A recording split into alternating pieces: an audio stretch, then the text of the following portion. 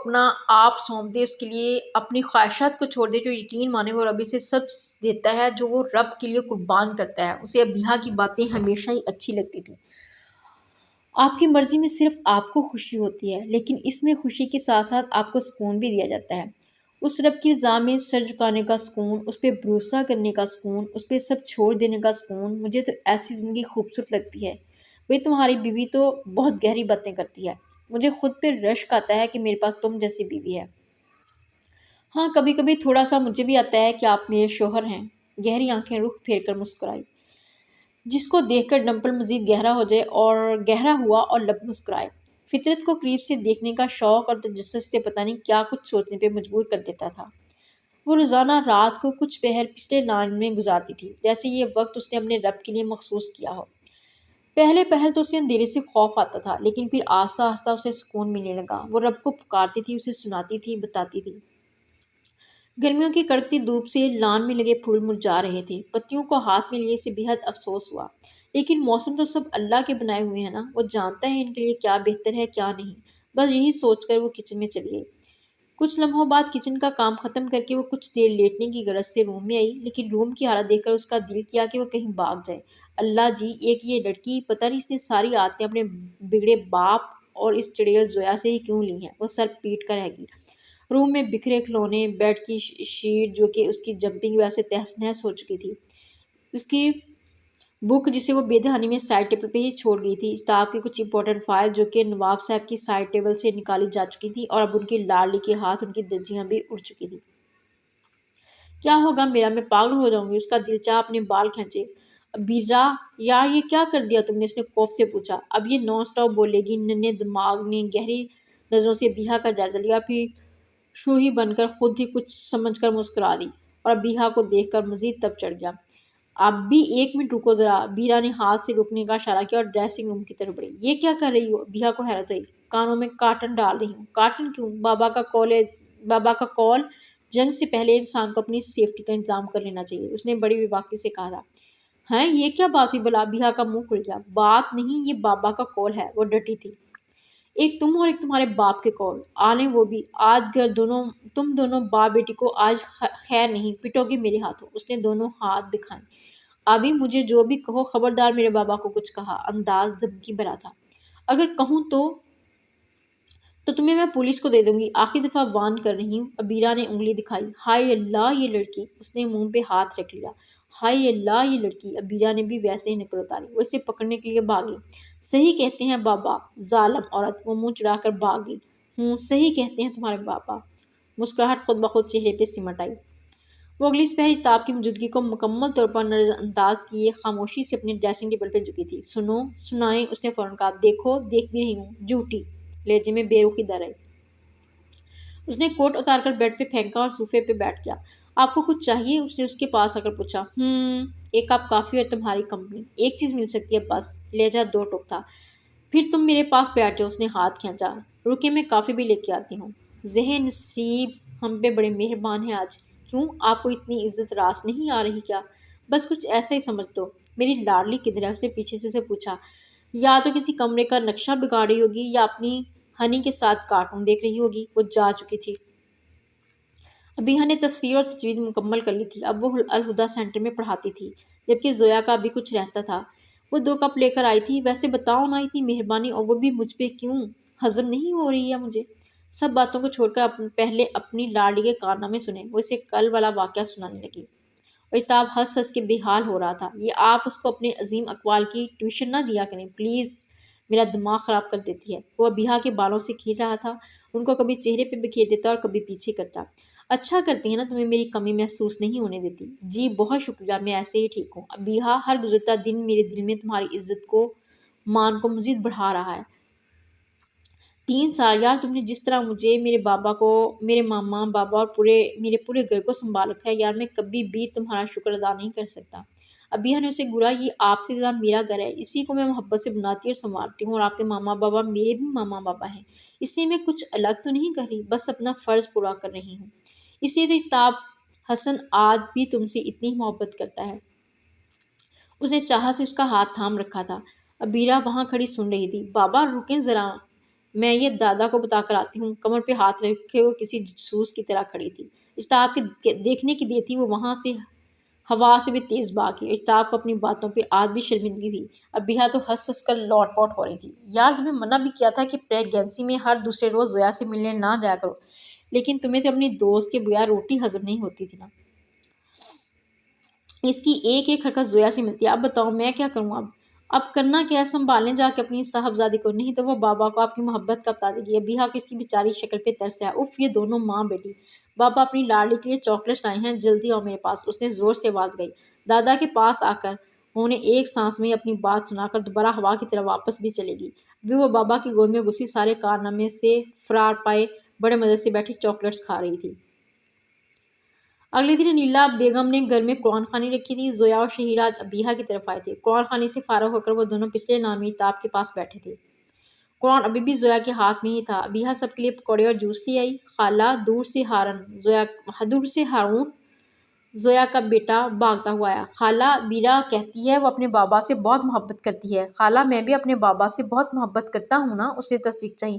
بالکل میری جان، ابیہ نے اس کا گال چوما۔ اچھا شہیر، ایک بات تو بتاؤ، یہ محبت بلا کیا چیز ہے؟ اجتاب نے شرارتی نظروں سے ابیہ کو دیکھا۔ بھئی ہم تو لٹے پٹے عاشق ہیں، ہم سے زیادہ کون محبت کو جان سکتا ہے؟ چھچوری حرکتیں چھوڑو اور تمیز سے جواب دو، زویا نے کہا۔ محبت وہ جو کسی انسان میں ٹھہراؤ پیدا کر دے، جیسے ایک پرسکون سمندر،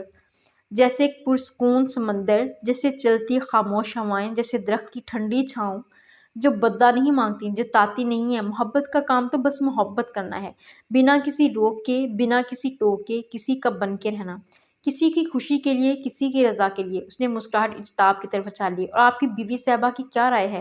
اجتاب نے سنجیدگی سے زویا کی طرف رخ پھیرا۔ کیا میں بتاؤں؟ سوالیہ نگاہیں۔ جی محترمہ، ہم آپ ہی سے مخاطب ہیں، فوراً جواب آیا۔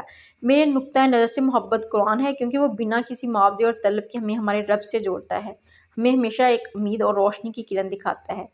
اور ابیہ آپ کے مطابق؟ اس نے نگاہیں اس کی آنکھوں پہ مرکوز کیں۔ مجھے نہیں پتا، میں ذرا کچن دیکھ کر آتی ہوں۔ وہ جان چھڑا کر موقع سے فرار ہوگی۔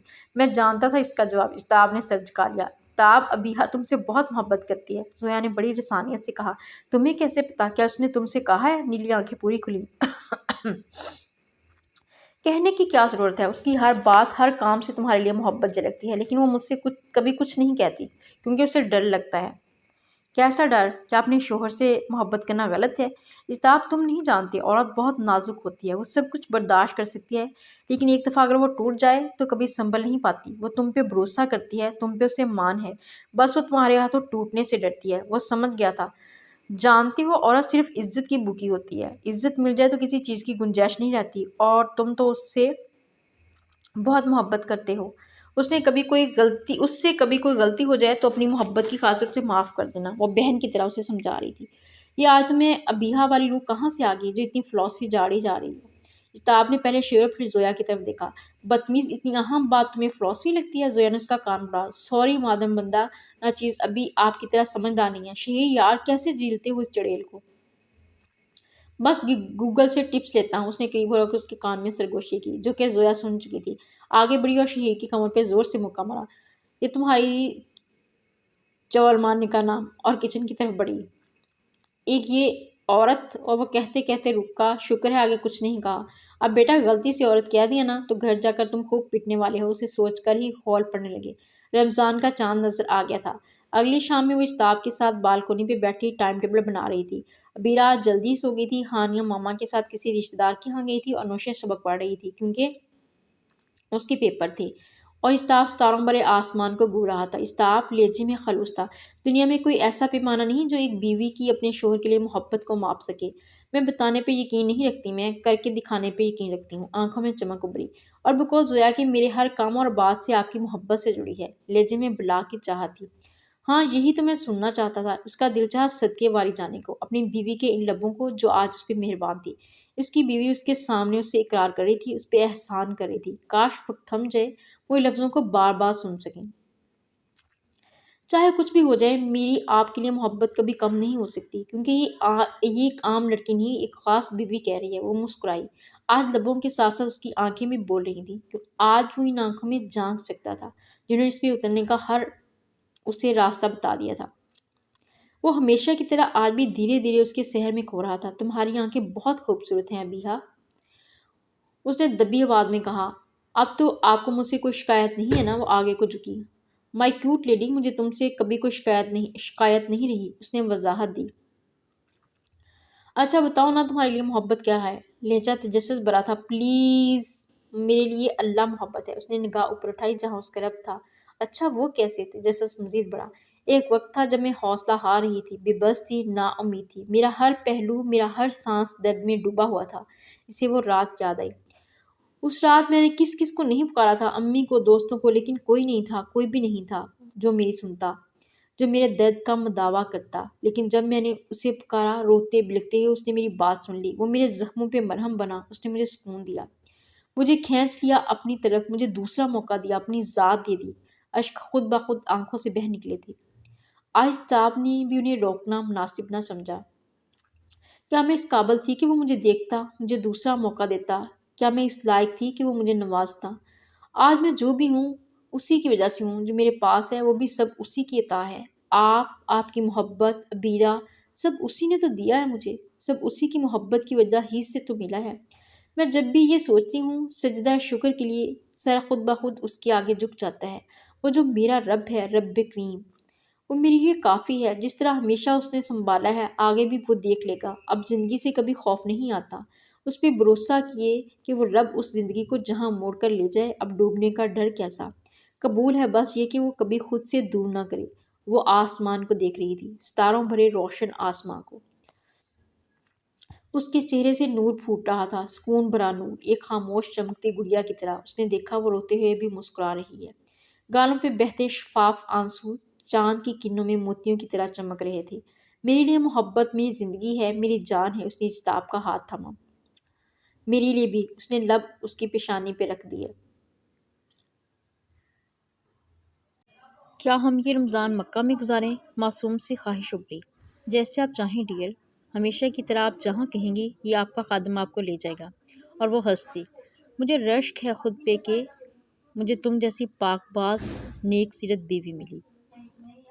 اجتاب کی نم آنکھیں مسکرائیں۔ قدرت مہربان ہوئی، آسمان سے ان کے لیے رحمتیں اور برکتیں اتر رہی تھیں، اور باتوں کو پرے کرتے ہوئے چاند نے چاہت سے اس شب ان دونوں کی نظر اتاری۔ سفر تو اب بھی جاری ہے، صراط مستقیم کا سفر، اس کی محبت کا سفر، اس رب تک کا سفر۔ اس کے ساتھ ہی آج کا ناول ختم ہوا، ہیپی اینڈنگ۔ اور اگر آپ کو ناول پسند آیا ہو تو میرے چینل کو سبسکرائب کرنا مت بھولیے گا، میری ویڈیو کو لائک اور شیئر کیجیے گا، اپنا بہت سارا خیال رکھیے گا۔ اللہ حافظ، ملتے ہیں ایک نئے ناول کے ساتھ۔